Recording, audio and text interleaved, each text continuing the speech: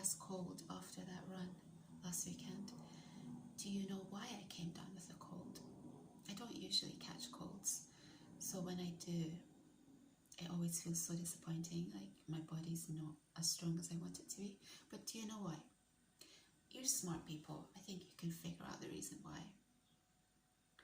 It's because of all the cigarette smoke and the vaping smoke and the weed smoke that was around me. I really don't like the effect it has on my lungs. I don't care what people do. Like, live your life. Live your life, live your life. I know that's not the lyrics. Beautiful you are, beautiful people. If I keep touching the screen, it's because it keeps going dark and I'm not in the mood for darkness today. I want light. Let light be upon me. So that got me. And yeah, like I say, I don't have a problem with what people do, but I think there is a small part of me that wishes people would smoke in designated areas. In Tokyo, they have these stands where people who are smokers, vapors, whatever, can go and do their business there, and the rest of the areas are clean. And I think that would be really nice, because what it means is that I can't go to, there's a boat ride that's coming up. I went to the first one that was in London. I had a ticket for the second one in Amsterdam, but I couldn't go. And that would have been such a vibe. I just know it would have been such a vibe. And then the third one is happening again in London along the Thames. And it was so much fun, the first one that I went to. It was so much fun. But I'm not going to go to it because, yeah, even though they go upstairs to smoke, the smell kind of passes down to the boat area inside, downstairs. And I love drum and bass. It's my baby, but I care about my health more. For that reason, I need to just be careful. And I need to recover my knees as well, because I would love to go for the next ride. We are not quitters, my friends. We are not quitters. I was disappointed that I couldn't finish the ride, and more than that, I was disappointed about my knee. But yeah, it's made me even more motivated to figure out how to fix my knee, and it's made me more motivated to go on another ride and try and finish it. So that's the good news. That's the good thing that's happened out of all this. When I was watching the setback, by the way, the guy who kept encouraging me, I saw that he'd finished the ride all the way to the end, not on the video that was uploaded, but on someone else's video, because the video that was uploaded by the DJ, it wasn't the complete video, but I caught someone else's video who'd been recording a cyclist, and he took it all the way till the end, and the guy who was encouraging me finished the ride, which is incredible to me. For me, it's not a stamina issue, it's a knee issue. The music is what keeps me going. What was funny was when we were having a little chat, this guy said to me, "Are you part of a running club?" And I started laughing. I thought it was so funny. And not laughing at him, I just found it made me giggle, like someone would think I'm part of a running club. I'm such an amateur, even though I've been running since I was a child with my dad. I think I told you guys that I've never been a great runner. It's not my favourite sport. I do it because it means I don't have to go to a gym, but it's not really my favourite activity unless I'm listening to amazing music like drum and bass. Then it's just so much fun. But when he said that, I kind of giggled, and I said, "No, I just love drum and bass." And he said, "Oh, the music spurs you on." And I said, "Yeah." And I think people have always been fascinated that I take no stimulants of any kind for drum and bass. I don't even drink alcohol. When I used to go to, this is such a funny story, I'll tell you this story. I don't know if I've told you this story before. I don't think I have. There was a club in Tokyo called Aoyama Hachi. Aoyama Hachi was one of my favorite clubs to go to. I didn't go there often because they didn't often have a drum and bass event at Aoyama Hachi, but it was in my favorite area, which is basically between Shibuya and Aoyama. So I could walk to this event because I lived in Evis, and from Evis to Shibuya is like 30 minutes and then another 10 minutes to get to this club in Aoyama. And this club was facing the 247 Dori. The 247 Dori is the 247 highway. Can you imagine having a club opposite a highway? Like, you can literally not complain about noise pollution at all because the highway makes so much noise. So when you got a little bit tired, I would just stand at the windows and look out over this highway. It was so beautiful. And what was so cool about this club was it almost had like a house feel to it. It looked like a house. The inside was almost like a house. There were 3 floors, and each floor had a different DJ playing. The second floor was always the most exciting because the drum and bass was on that floor. The third floor was where you kind of went and chilled out. I can't really remember what the first floor what happened there, but the second floor was just dark, and it was such a small space, literally the size of this kitchen, I would say. It was such a small, tiny space. It was really intimate, and it was just a great club. I don't know if I wonder if it still exists. One of the days that I came out of this event, there were not many drum and bass events that were run, as in it was such a niche music genre. There was a monopoly on who ran the drum and bass events, the same DJs and their crew. But every now and again you'd get a new outfit trying to muscle in on the drum and bass events, and they'd print out these flyers. And I remember I walked out of Aoyama Hachi one night, because I'd always go to these events by myself. This Japanese guy was standing at the door, and he gave me this flyer, and he said to me, if you come to our event, I'll give you some of the 420.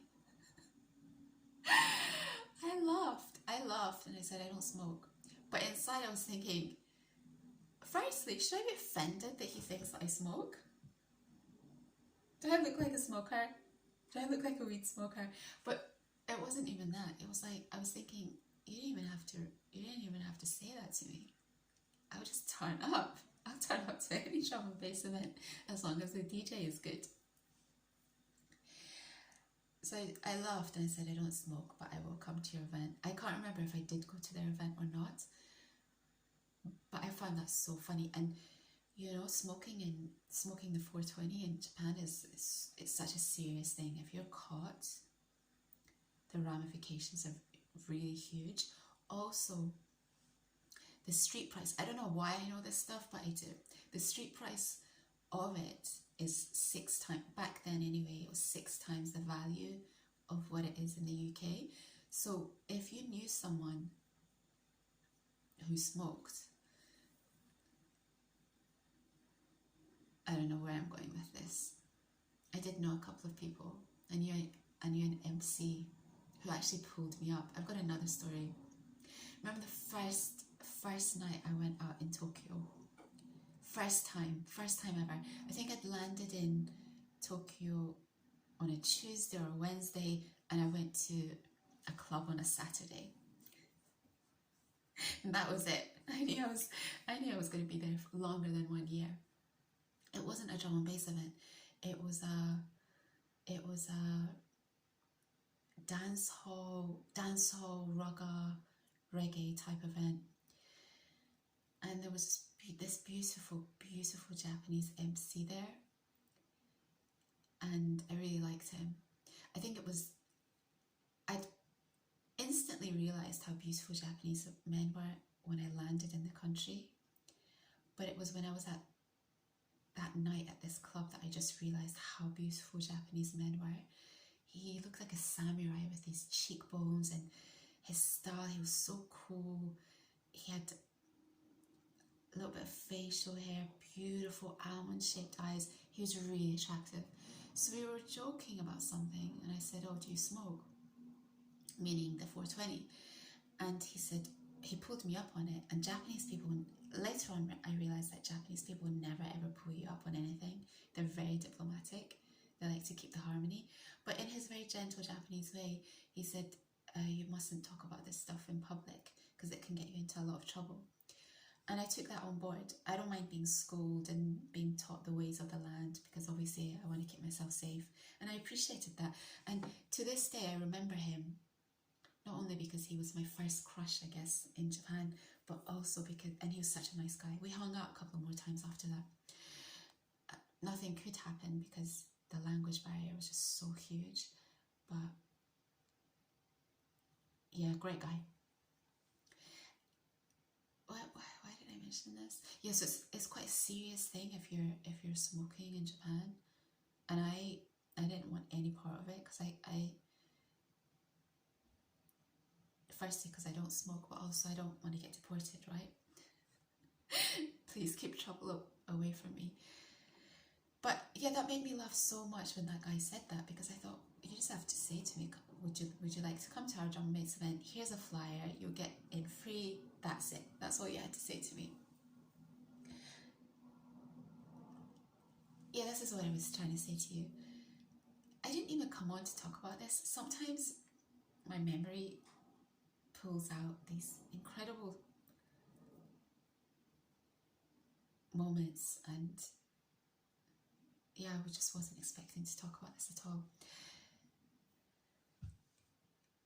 I think a lot of people found it so odd and weird that I would go to these drum and bass clubs and I wouldn't even drink. I didn't need it. Music was what kept me high. I always think to myself, if you need narcotics to get you through drum and bass, how do you survive with daily life? Drum and bass is the narcotic. It is the actual drug. It's a stimulant. And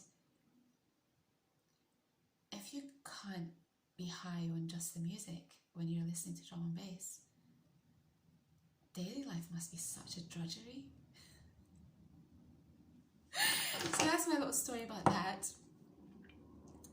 Oh, I have one tune to play for you because it was the best tune. I mean, this entire set, I think I told you that after 30 minutes, it started picking up for me, and especially by the end, all the best tunes were playing. I might do one video where I play all my favourite tracks, but I'm going to play you this track. I wonder if it's the first time I've heard this. I'm not sure, but it sounds like it's an American singer. She doesn't have a British accent, but I love this track. It's a Liquid track. It's not this, it's coming up.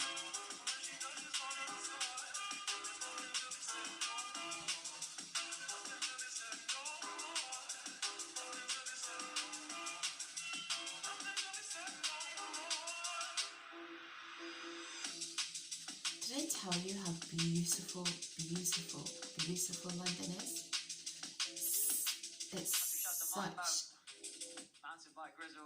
It's such a beautiful city. It blows my mind every time I go on. Each time I've been on a London ride, I've been incredulous at how beautiful London is. I think I forget because I don't spend time anymore in those areas. I want you to hear this if I talk.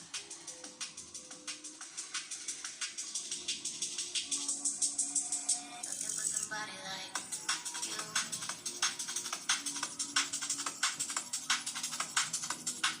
And in love with somebody like you.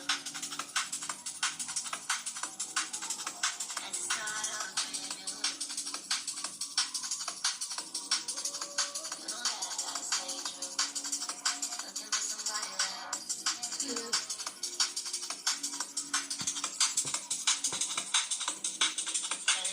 Somebody like you,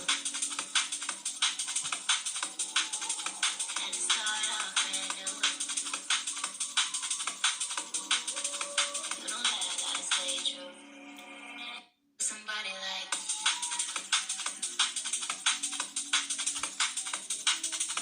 so good. It's so good. I haven't been able to find the artist just yet, but this was probably the standout track for me this time round. London is absolutely striking. It's, after having watched all these rides, I think that London has been my most wowed ride to watch because of the architecture. And it makes me so sad that they're building these really ugly buildings in London these days. They just don't fit in at all with the old architecture of London. It's such a shame. So when I go on these rides, I fall in love with London a little bit more, and I just think it's just such a great city. I wish we had better governance, as in slowly they've kind of ruined the UK with their, don't want to make this political, but the UK, particularly London, used to be such an incredible city, and it's being slowly destroyed. But when you see these areas on camera, it's just like, wow. The only other city that has given me that feeling, a couple of cities in Germany, but I think Barcelona was the other city that I just thought, wow. And I think Barcelona has a similar old architecture, and it's just so beautiful. You just think, wow, someone actually made this. Someone imagined this and then made this. It's really quite incredible.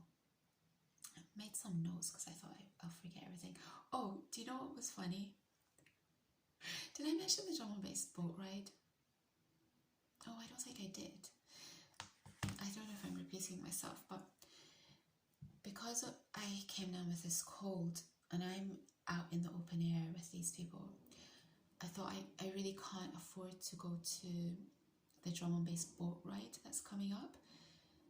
So far there have been 2 boat rides. One was in London. The first one was in London, which I went, and it was so fun, so amazing.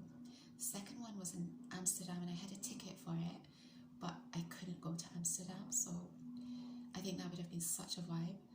And then the third one is going to be back in London again, next to the Thames. But I've decided not to go because as much as it gets me, because I love drum and bass, it's my baby, but I care more about my health, and they're going to be smoking upstairs and then they're going to come back down and all that. I experienced this last time round and I just don't want to catch a cold again. So what I'm going to do, I was really bummed out at my knee, and just, it's not a stamina issue, it's a knee issue. And I thought I need to get my knee stronger. So I'm going to definitely go on I'm excited and looking forward to another ride this year. And I just have to try and figure out my whole running thing until then. I'm going to be out of action for a while, maybe a month or so, to let this knee heal properly, which is disappointing. But those are the risks that we take. We're taking control of all the choices that we make this year, and that's just how it is. We move. We do not let these things get us down. So I'm excited about the next ride. I don't know where it's going to be. Maybe in the UK, maybe in Europe somewhere.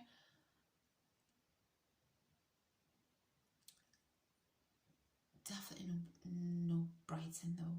That's the strike off right there. Oh, you know what else was really funny? I'll say this to you, and I should really go. I've got a busy day today.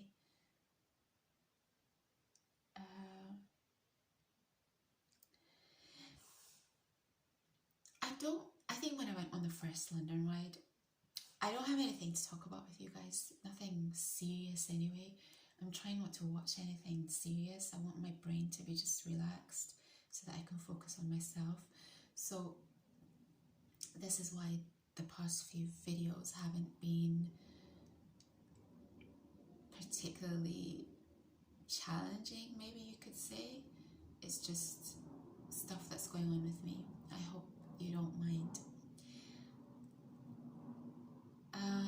Yeah, so on these rides, on the first London ride, you know how private I am. I'm so private.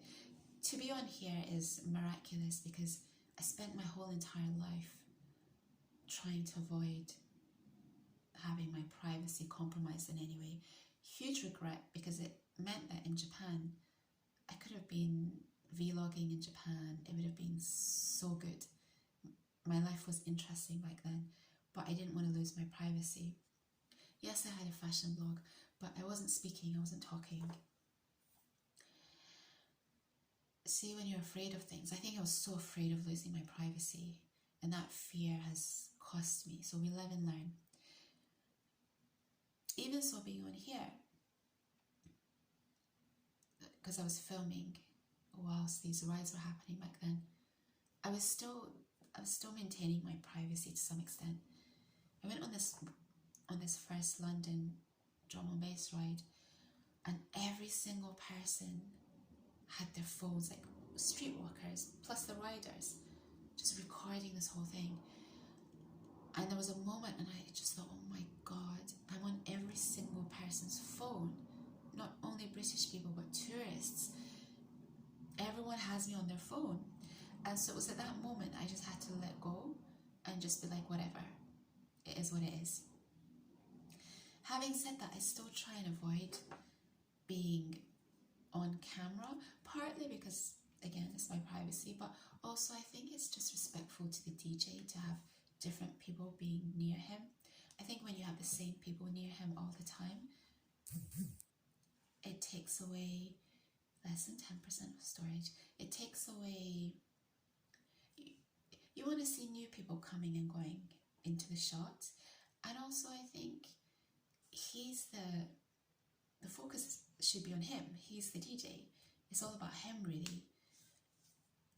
And so I think it's somewhat unfair to monopolize the camera by being next to him all the time. So that's part of it too. So in Barcelona, I was never next to the DJ, and then there was one single moment right at the end. I couldn't complete it because I had to come back and catch my flight. But right at the end, there was one single moment when I was next to him.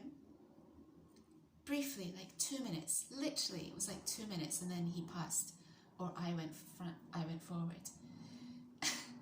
And in that 2 minutes of, I think it was a 3.5 hour ride, in that 2 minutes, I somehow ended up on Spanish TV, and it gave me the biggest chuckle. It gave me the biggest chuckle. It's just too beautiful to express, but that's what happened. And then on this ride, I was never near him at all, not even once. And then I went and watched.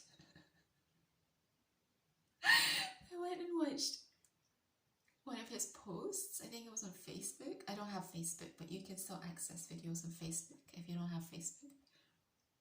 I went and watched one of his posts where he'd been interviewed for the BBC, and in the first couple of minutes when the ride started, obviously I was there because I didn't even realize I was near him, because I always try and go in front.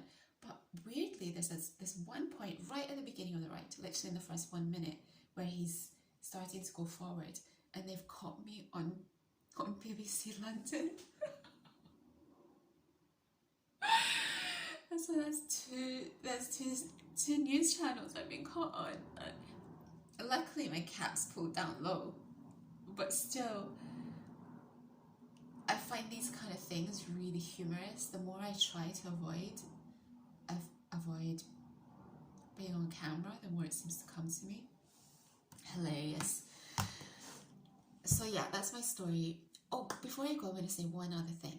One of the things that amazes me about these rides is not only that this one person with passion has created something so incredible.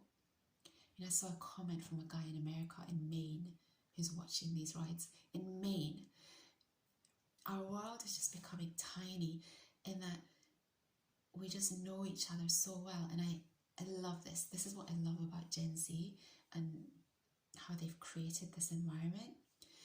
So it's not just that he had this passion passion, and it wasn't just about himself, it was about creating something for the greater good during the big C. But it's that, and that he's an amazing DJ on top, it's that he's got this crew of guys around him who are so supportive of him. The guys with speakers, the guys who are his little security who are around him. And this time round, there was a guy who was like a traffic warden with this big finger thingy. He was so funny. And they all work together, and they're supportive, and they allow him to do his thing, and they just work as a team. The team spirit with these guys is amazing. You could never, ever, ever have this happening with women. It just would never happen. Women are fundamentally